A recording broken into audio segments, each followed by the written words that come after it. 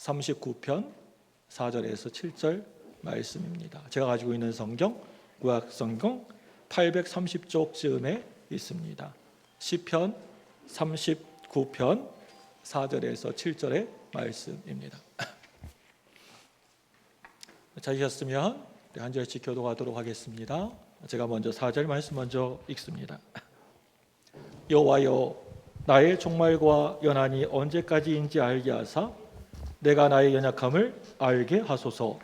주께서 나의 날을 한 뼘 길이만큼 되게 하심에 나의 일생이 주 앞에서 없는 것 같사오니 사람은 그가 든든히 서 있는 때에도 진실로 모두가 허사뿐이나이다.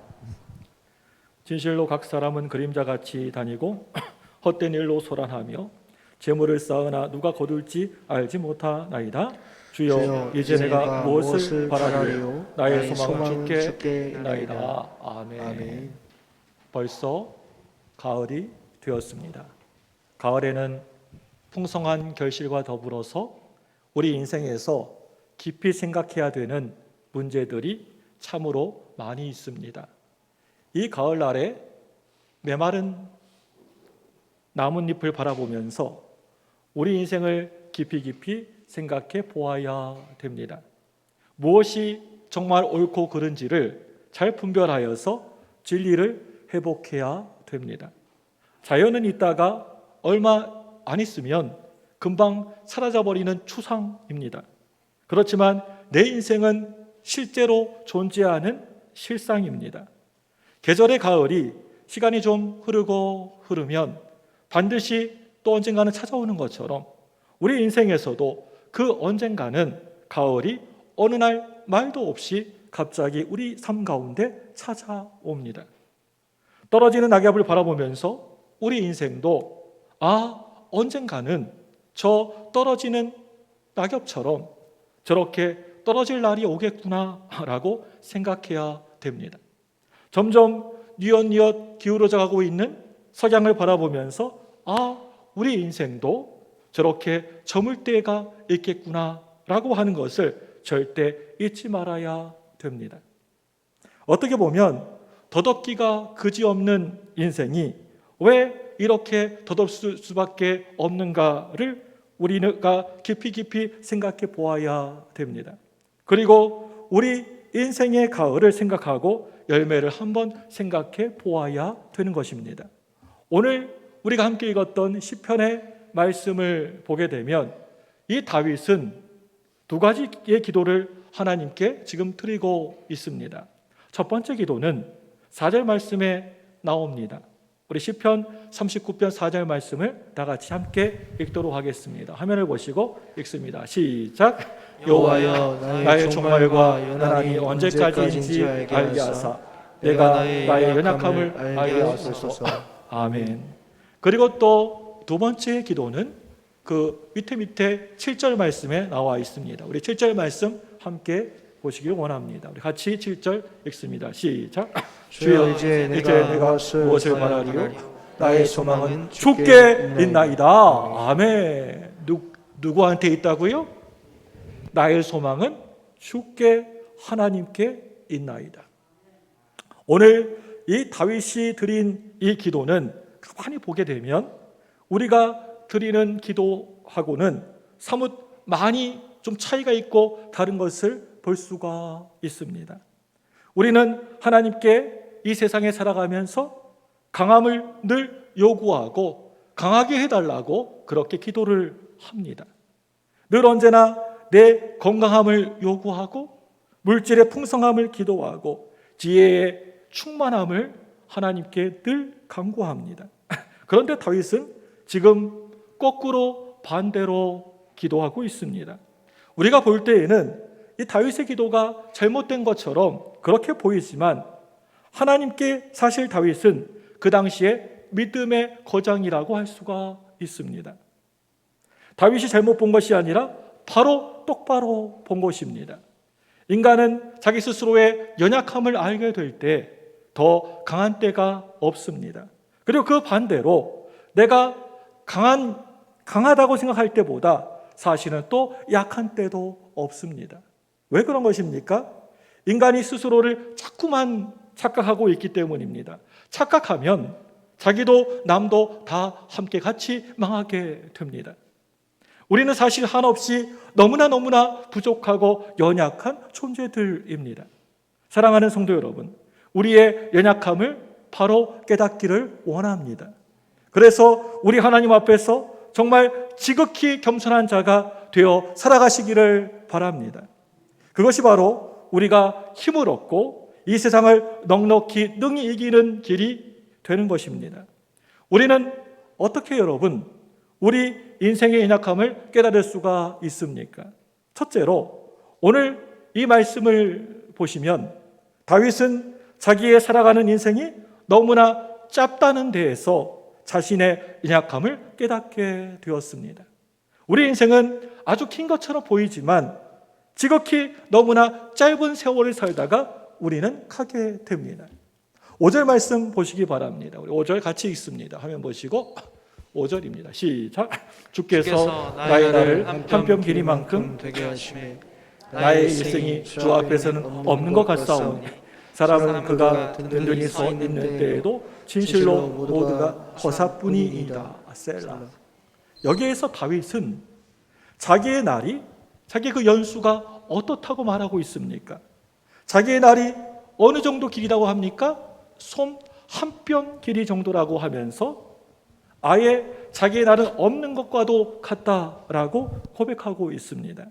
인생의 연수는 보통 몇 년 정도입니까? 약 70년에서 80년 정도입니다. 앞에서 보면 아주 그 기간이 긴 것처럼 보이지만 다 지나놓고 보면 지극히 너무나 짧은 세월입니다.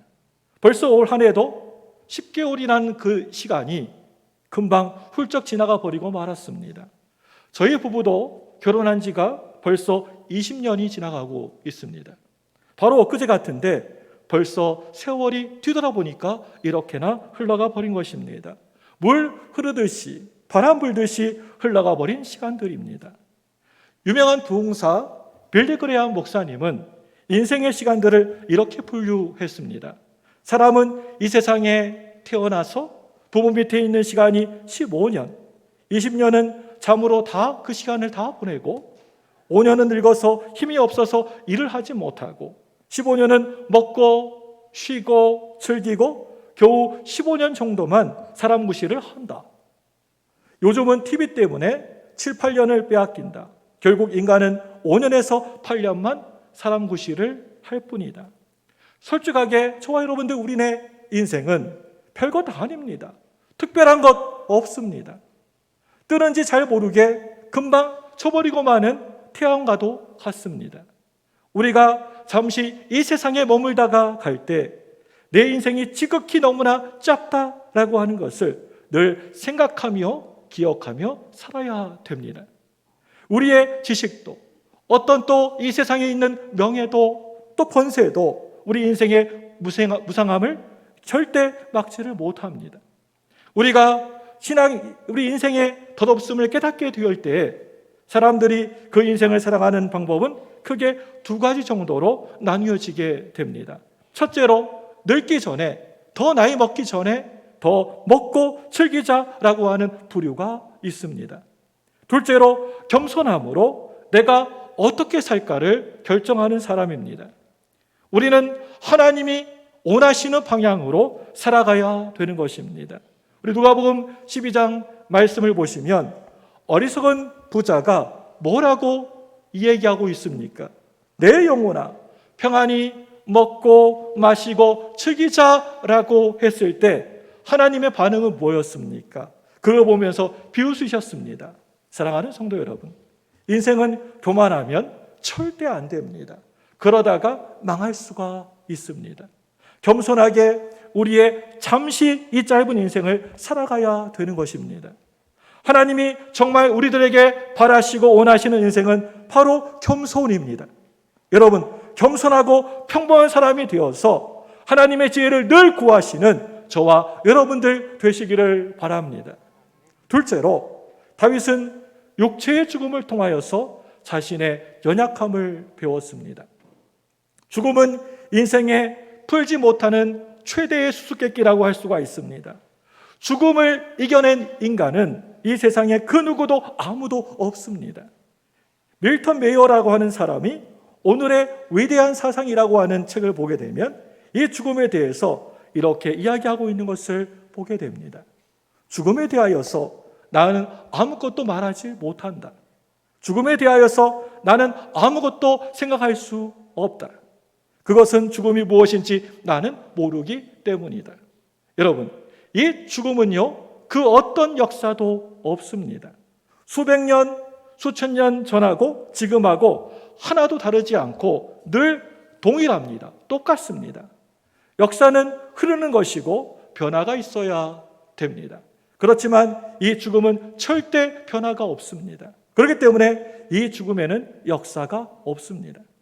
옛날이나 요즘 현재나 미래나 사람들은 동등하게 늘 똑같이 죽습니다.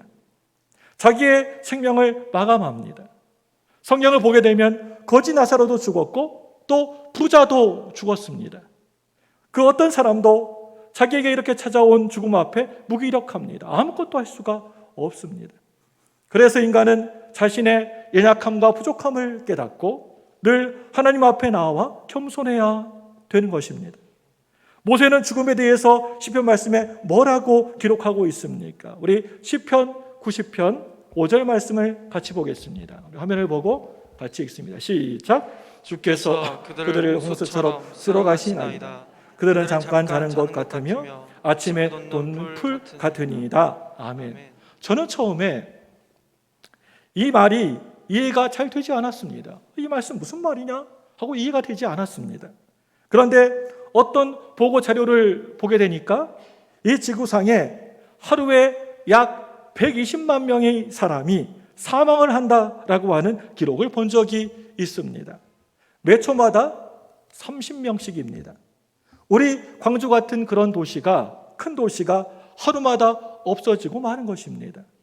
아무리 큰 홍수가 나더라도 하루 만에 120만 명 죽지는 못합니다. 그렇지만 죽음은 그렇게 홍수처럼 모든 것을 다 확 쓸어가 버리고 마는 것입니다. 지금 지독한 전염병 때문에 전 세계에 비상이 걸렸습니다. 언제 이게 끝날지도 모르겠습니다. 그렇지만 그 질병이 아무리 대단해도 하루에 120만 명을 죽이질 못합니다. 태풍이 아무리 엄청나고 거세어도 120몇 명을 하루에 죽이지는 못합니다.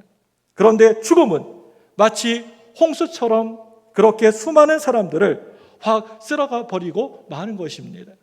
여러분, 그 홍수의 물결에 언제 어느 순간에 내가 휩쓸릴지 모르는 것입니다.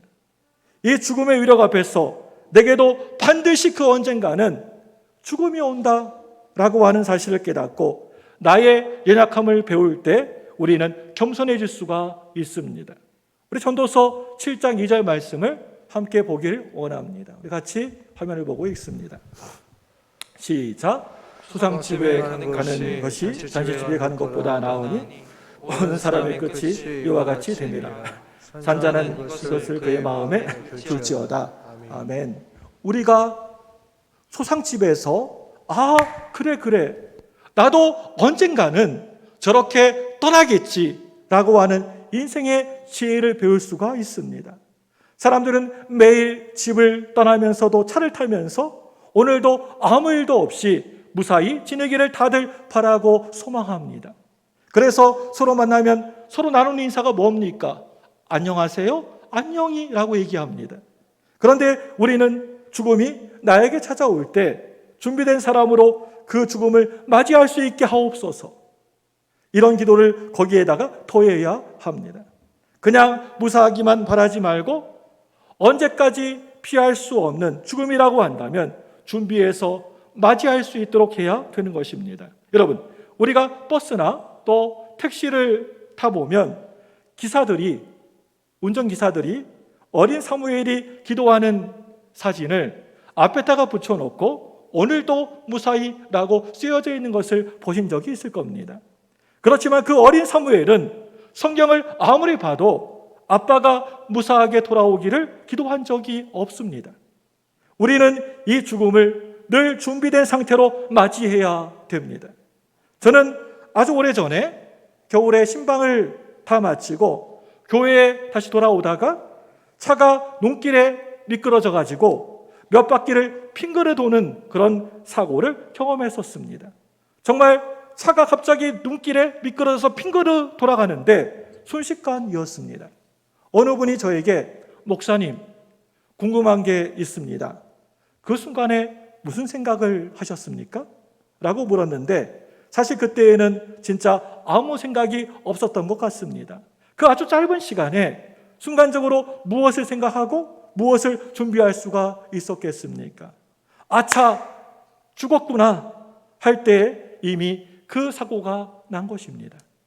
아마 조금 더 치명적이라고 했다면 벌써 저는 그때 예수님 앞에 갔을지도 모르겠습니다.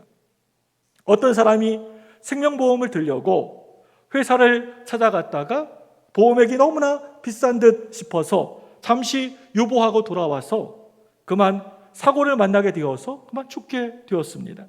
좀 더 살 줄 알고 오다가 그렇게 죽은 것입니다. 하나님이 언제 어느 순간에 부르실지 모릅니다. 내 죽음을 내가 도무지 알 수가 없습니다. 잘 알 수가 없습니다. 그렇기 때문에 우리는 하나님 앞에 늘 겸손해야 되는 것입니다. 오늘도 무사히 이렇게 무사하기만 바랄 것이 아니라 우리 하나님이 어느 날 나보고 날 오라고 부르실 때 정말 내가 준비된 사람으로서 하나님을 맞이할 수 있게 하여 주옵소서라고 기도하시는 저와 여러분들 되시기를 바랍니다. 어떤 젊은 청년이 28살에 암에 걸렸습니다.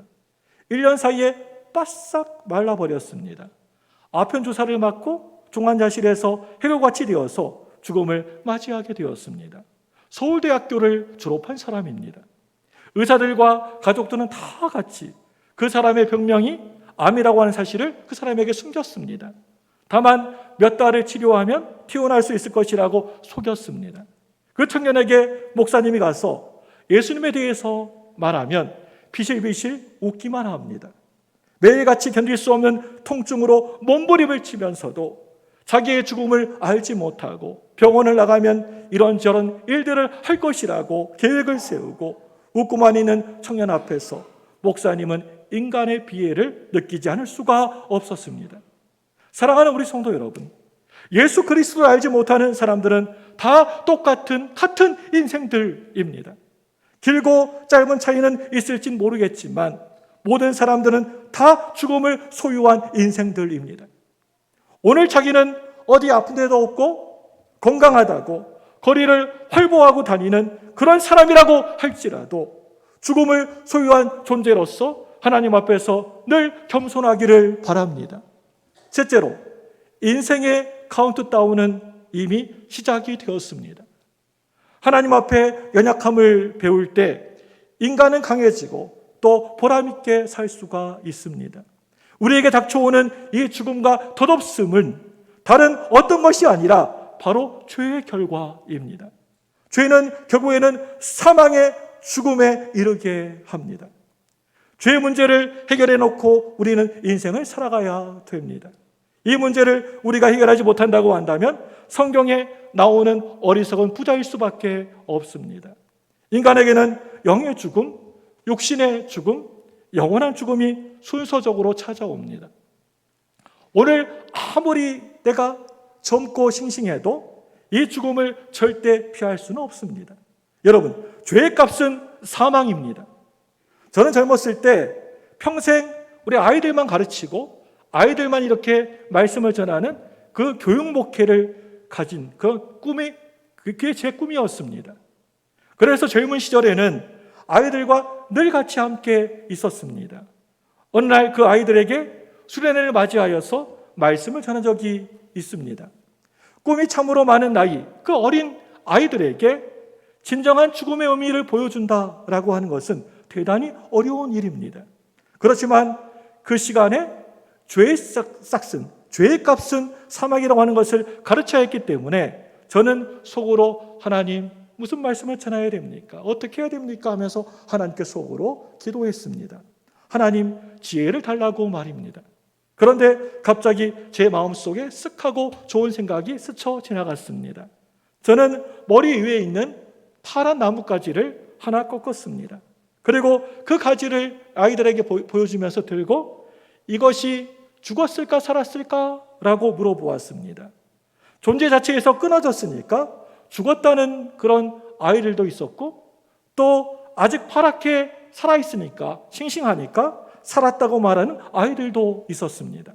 여러분, 죽음은 바로 이와 같은 것입니다. 영적인 죽음은 가지가 그 나무에서 떨어져 나간 것처럼, 끊어지는 것처럼 하나님으로부터, 예수님으로부터 끊어지는 것을 말합니다. 그래서 인간은 하나님을 안중에 두지 않고 제멋대로, 자기 좋은 대로 막 아무렇게나 살아갑니다. 육체의 죽음은 풀의 꽃과 같이 70년, 80년이면 마르고 시들어 버립니다. 꺾여진 인생이라고 하는 나무는 기껏해야 70년, 80년 인생밖에는 살지 못한다는 것입니다. 그것을 영원히 사는 생명이라고 착각하지 말아야 됩니다. 일시적으로 살아가는 꺾여진 가지는 그것은 절대 생명이 아닙니다. 살아있는 것이 아닙니다. 왜 예수 그리스도가 우리의 생명입니까? 영원히 살아계시기 때문입니다. 그 반대로 죽음도 영원한 것입니다. 지금 아무리 싱싱하고 푸르러도 반드시 빼짝 메마를 때가 오게 될 것입니다. 농부가 불태우는 날이 오게 될 것입니다. 하나님이 육신적인 죽음 뒤에 반드시 심판을 하십니다.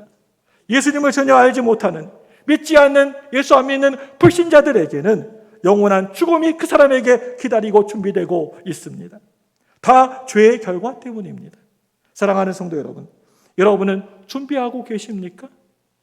정말 여러분 준비가 되어 계십니까? 그날의 그때 여러분들은 과연 누구를 부르시겠습니까? 성경을 보시면 우리 예수님은 저 하늘에 계시는 아버지를 불렀습니다. 하나님 아버지, 하나님 아버지라고 큰 소리로 불렀습니다. 스데반 집사님도 돌 맞아 죽을 때 누구의 이름을 불렀습니까? 주 예수여, 주 예수여 라고 불렀습니다. 전도자 부디 목사님도 아름답구나, 어린아이들이 뛰논다, 정말 저것이 천국이구나, 죽음이 이런 것이라면 두려울 것이 없다, 나는 간다 라고 하면서 저 천국으로 갔습니다. 우리나라 초대교회 때 최건능 목사님 있습니다. 이 최건능 목사님은 저 하늘나라에서 정보가 왔어, 나보고 빨리빨리 오래, 나 간다, 우리 아름다운 저 천국에서 다시 만나자라고 했습니다. 우리는 이 땅에 살아가면서, 잠시 동안 살아가면서, 신앙생활하면서 이 죄의 죽음의 문제를 반드시 해결해야 됩니다. 이 죄의 문제를 해결해 놓고 살아야 됩니다. 오직 예수 그리스도를 통하여서 가능하다는 것을 여러분 믿으시기를 바랍니다. 예수님께서 저와 여러분 나의 죄를 위하여서 자 때문에 십자가를 지셨습니다. 그래서 모든 죄인들을 이 죽음 가운데에서 건져내 주셨습니다. 우리가 구원받기 위하여서 우리가 무엇을, 어떤 것을 해야 되는 것이 아니라 다른 것 다 필요 없고 내가 그 예수님을, 예수 그리스도를 믿을 때 인간은 비로소 구원을 받게 된다는 것입니다. 범죄한 인간에게 하나님은 너는 흙이므로 다시 흙으로 돌아가라 라고 하셨습니다. 그런데 요한복음 11장 말씀에서 예수님은 우리에게 뭐라고 말씀하십니까? 우리 요한복음 11장 25절 26절 말씀을 화면을 보고 다 같이 읽겠습니다. 시작. 예수께서 이르시되 나는 부활이요 생명이니 나를 믿는 자는 죽어도 살겠고 무릇 살아서 나를 믿는 자는 영원히 죽지 아니하니니 이것을 네가 믿느냐. 아멘. 죄와 허물로 인하여서 영원히 죽을 수밖에 없는 그런 인간이 오직 예수님을 바라보고 우리 예수님을 믿으면 이런 죽음의 문제도 완전히 해결이 됩니다. 예수님을 믿으면 생의 허무함 또 덧없음을 극복할 수가 있습니다. 그래서 저 천국의 영원한 생명을 소유하게 되는 것입니다. 시간과 영원히 만나는 체험을 하게 됩니다. 하나님의 아들을 믿는 믿음 안에서 살게 되는 것입니다. 예수님을 모르고 믿지 않는 불신자들은 이 세상에 잠시 살아갈 때 단지 걱정하지 않고 안일하게만 살아가려고 합니다. 별일 없이 다치지 않고 아프지 않고 사는 것이 인생의 목적입니다. 그런데 우리 성도는, 우리 예수 믿는 사람들은 예수님을 믿고 인생이 너무나 짧을 줄로 알고 순간순간 그 순간 보람있게 살고, 그리고 결국 예수 그리스도 예수님을 위하여서 내가 죽는 것입니다. 그러면 인생의 허무와 고통을 극복할 수가 있습니다. 이제 나를 늘 펄펄 떨게 만들었던 죽음의 공포 가운데에서 해방될 수가 있습니다. 할렐루야! 우리는 이 세상에 다른 어떤 것이 아니라 영생을 얻을 준비를 늘 하고 살아가야 됩니다. 나를 맞을 하나님 나라의 준비를 다른 때가 아니라 바로 지금 이 시간 오늘 해야 되는 것입니다. 그러면 잠을 자다가 죽어도 바로 하나님 나라입니다. 옷을 다시 못 입어도 그것이 바로 천국입니다. 병원에 한번 가보면 갖가지 온갖 병에 걸린 사람들이 다 있습니다. 사실 내가 건강하다라고 하는 것이 기적 중에 기적이라고 생각됩니다. 내가 오늘도 건강하게 아침에 일어나서 두 다리로 걸어가지고 교회에 와가지고 이렇게 우리가 예배를 드리고 있습니다. 여러분, 이게 기적이 아니고 또 뭐가 기적이겠습니까? 우리 예수님이 나와 늘 함께 해주십니다. 내 마음속에 있는 공포와 두려움이 눈 녹듯이 다 사라집니다. 예수 믿는 사람은 죽음 직전에서도 살아납니다. 우리 갈라디아서 2장 20절 말씀을 화면 보고 같이 읽겠습니다. 시작. 내가 그리스도와 함께 십자가에 못 박혔나니 그러므로 이제는 내가 사는 것이 아니요 오직 내 안에 그리스도께서 사시는 것이라.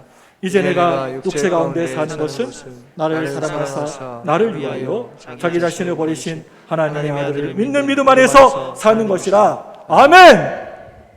예수 그리스도만이 이 세상에서 이리저리 방황하던 인생을 이 새 삶이 되게 하고 의미 있게 살게 하십니다.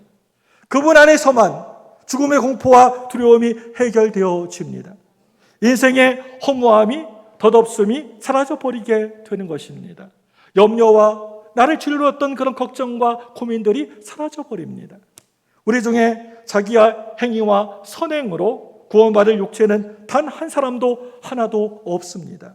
그래서 에베소서 2장 8절과 9절 말씀을 이렇게 말하고 있습니다. 우리 다 같이 에베소서 2장 8절 9절 같이 읽습니다. 화면 보시고 시작. 너희는 그 은혜에 의하여 믿음으로 말미암아 구원을 받았으니 이것은 너희에게서 난 것이 아니요 하나님의 선물이라.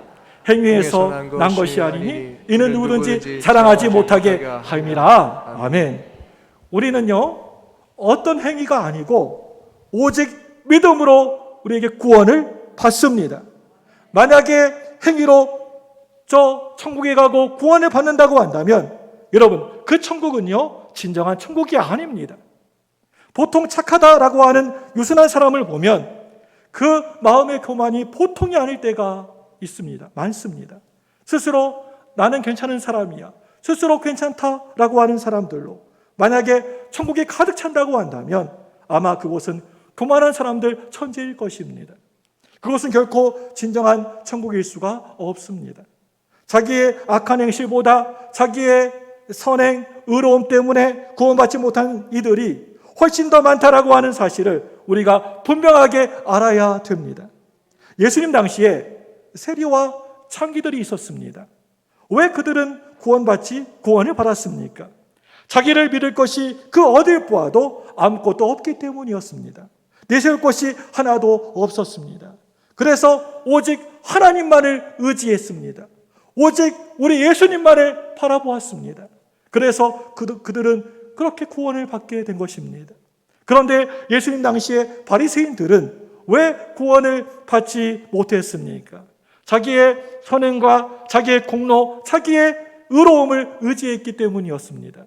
자기의 행위를 의지했기 때문이었습니다. 그것이 하나님을 만족시킬 수 없어서 구원을 받지 못한 것입니다. 감옥에 간 사람들에게 물어보면 10사람 중에 7명이나 8명들은 자신의 죄가 하나도 없는데 자기가 들어왔다라고 그렇게 말을 한다고 합니다. 감옥은 자칭 의인이라고 하는 사람들이 모인 곳입니다. 그런데요, 이 감옥보다도 더한 곳이 바로 지옥입니다. 그곳에는 100% 자기를 의인이라고 생각하는 사람들이 가는 곳입니다. 구원은 절대 행위로 얻어지는 것이 아닙니다. 그렇다면 여러분, 구원은 어떻게 얻어지는 것입니까? 율법의 행위로 우리는 결코 구원을 받을 수가 없습니다. 행위로는 안 됩니다. 율법으로는 의롭다함을 얻을 육체가 아무도 없습니다. 그래서 저는 정말 참으로 감사했습니다. 만약에 하나님이 어떤 착한 행동이나 어떠한 의로움, 선행을 가지고 저 천국에 들어올 사람을 정하셨다면, 허락하신다고 한다면 저는 자신이 없습니다. 그 완전한 하나님을 만족시킬 자신이 없다는 말입니다. 그런데 천주교에서는 사람의 행위를 많이 강조합니다.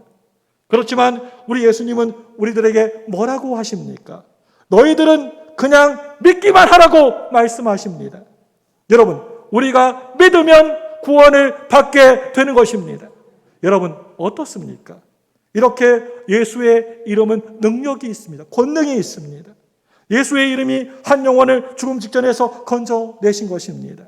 이 세상에서 자기 제멋대로, 자기 마음대로 그렇게 망나니처럼 살았던 그런 사람도, 그 사람이 예수 그리스도를 만난 후에는 그 인생이 완전히 180도 변하는 것을 볼 수가 있습니다. 지난 잘못을 회개하고 이제 남은 인생을 순간순간 예수님 뜻에 맡기는 놀라운 기적이 일어나게 되는 것입니다. 우리 로마서 14장 8절 말씀을 함께 보겠습니다. 우리 화면 보고 읽습니다. 시작. 우리가 살아도 주를 위하여 살고 죽어도 주를 위하여 죽나니 그러므로 사나 죽으나 우리가 주의 것이로다. 내가 지금 교회는 다니고, 교회는 주일날 11시가 되면 교회는 다니고, 나와가지고 엉덩이를 의자에 붙이고 지금 예배를 드리고 있지만, 내가 정말 살아계신 예수님을 만나지 못하고 경험하지 못한 분들이 계시다고 한다면 이제 더 이상 어리석게 살지 마시기 바랍니다. 아무것도 아니면서 모든 것을 다 가진 것처럼 인생을 속이고 살지 마시기 바랍니다. 사랑하는 우리 성도 여러분, 정말 이 시간 여러분에게 간곡히 부탁드립니다. 이제 생명의 주인 되시는 우리 예수님 앞으로 꼭 돌아오시기를 바랍니다. 그리고 진정으로 여러분 죄 용서함을 받으시고 영원히 사랑하는 저 천국의 하늘나라의 영생을 얻으시기를 바랍니다. 다른 사람들에게 예수를 믿는다고 하면서 아직도 예수님 앞에 겸손히 자신의 연약함을 솔직하게 고백하지 못하고 이 세상의 쾌락과 즐거움에 취해서 한 발은 이 세상의 땅에 걸쳐놓고 또 다른 한 발은 우리 예수님께 걸쳐놓는 그런 이중 생활을 하고 있는 분들이 혹시 여러분 중에 계십니까? 이 시간 이 세상의 발을 떼어버리시기를 바랍니다. 끊어버리시기를 바랍니다. 손 한 뼘만한 그런 인생에 너무나 거기에 집착하지 말아야 됩니다. 여러분들이 왜 이 세상에 태어나는지를 곰곰이 한번 오늘 이 시간 곰곰이 생각해 보시기 바랍니다. 왜 내가 이 땅에 태어났지? 왜 하나님께서 나를 이 땅에 보내셨지? 왜 이 세상에 살아가고 있는 거지? 여러분들이 한 달에 그저 몇십만 원, 몇백만 원 벌기 위해서 태어난 것이 절대 결코 아닙니다. 남자, 여자, 사람 얻어가지고 살기 위해서 이 땅에 태어난 것이 아닙니다. 무슨 삼성, 현대, 럭키, 시청을 위하여서 여러분들 태어나셨습니까? 아닙니다. 그거 아닙니다. 모든 인생은 예수님을 위하여서 태어났습니다. 그렇지만 그 삶을 살아가지 않을 때 훗날에 결국 심판을 받고 영원한 죽음이 기다리고 있는 저 지옥으로 떨어지게 되는 것입니다. 지금도 하나님은 여전히 1초에 30명, 하루에 120만 명의 인생의 생명을 거두어 가시고 계십니다. 여러분의 생명도 하나 둘 이렇게 분초를 헤아리는 카운트다운이 시작되었다는 것을 기억하시기를 바랍니다. 하나님 앞에 단지 무사하게, 오늘도 무사하게 아무 일도 없이 하루를 잘 지켜내게 해달라고 떼쓰지 마시기 바랍니다. 우리에겐 하루 이틀 또 한 해, 두 해 더 살아가는 것은 별다른 의미가 없습니다. 내가 100세까지 살면 어떻고 120세까지 사는 게 뭐가 중요합니까? 의미가 없습니다. 우리가 구원받고 살아가는 것이 그게 너무나 중요한 것입니다. 내가 예수 믿고 살아가는 것이 중요한 것입니다. 나를 지으신, 그래서 이 세상에 보내시고 태어나게 하신 하나님의 뜻을 위하여 우리가 살아가야 되는 것입니다. 사랑하는 성도 여러분, 예수 그리스도 안에서 죽음을 늘 준비하고 오직 믿음으로 살아가면서 가슴 벅찬 저 천국의 영생의 삶을 이 땅과 하늘나라에서 소유할 수 있기를 주님의 이름으로 축복합니다. 이 시간에 두 손을 번쩍 드시고 하나님 앞에 간절히 기도하도록